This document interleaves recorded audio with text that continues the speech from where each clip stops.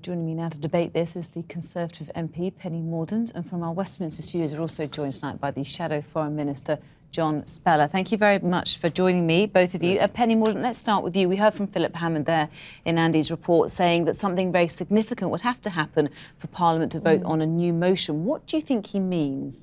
Well, it was really important last Thursday that we recalled Parliament for three reasons. We needed to send a strong message to Assad that he should stop using these terrible weapons. And that failed. Let's not talk about last week. What would have to happen in order for a new motion to be put forward for MPs like you to vote on? Well, the point I'm making is that there's no further evidence that's available to us. What's the weapons inspectors, more evidence or another attack? What do you think he's talking about? The weapons inspectors, for example, could only produce forensic evidence to point to the type of chemicals that were being used, which would point to Assad. There is no more compelling evidence than we had in front of us last Thursday. And Parliament had a very uncontroversial motion to vote on. No military action, a second vote if there was going to be, and wait for the weapons inspectors. And Parliament did not vote for it. Right, so when he says something very significant would have to happen, what do you think he's talking about? Well, a new attack? Something? What do you think he's thinking? I don't think there could be anything further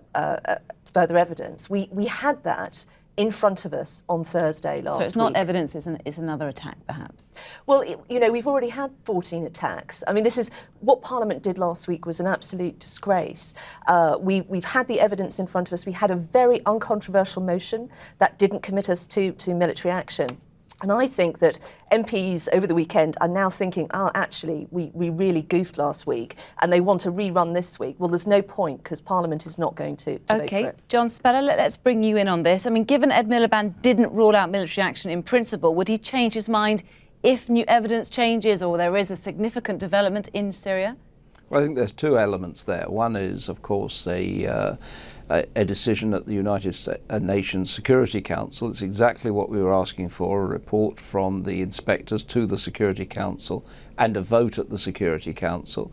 And there will obviously be the decision of the United States Congress next week, but also even before then, there's the meeting of the G20 in St. Petersburg, where inevitably this will be top of the agenda as well. OK, so I'm sorry to interrupt you, but we're short of time. Under what circumstances do you think Labour would support military action? Well, let's take one example. If, for example, Al-Qaeda managed to secure substantial quantities of chemical weapons, then that would be a whole new situation.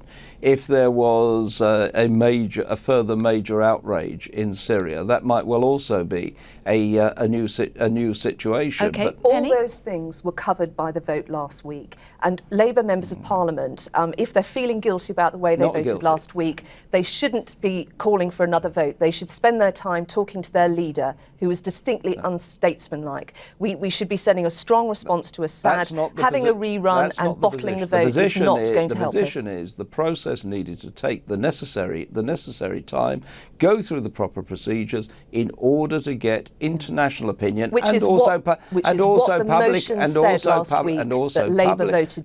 public opinion on board. And clearly, what hasn't been done is to have got public opinion in this country, let alone international opinion, on board. We laid out a route map for doing that. I'm sorry that the government didn't take that, and the House of Commons, not just Labour members, responded accordingly. Right. And in a word, just very briefly, we'll start with you, Penny. Will there be another vote? What do you think? I can't think of any more compelling evidence that could be put in front of us. You say no. John Spellar, what do you think? It really is in the hands of the government, but also will be dictated. So you're not saying yes or no? But also will be dictated by events. Right. We'll have to leave it there. Thank you very much for joining me tonight.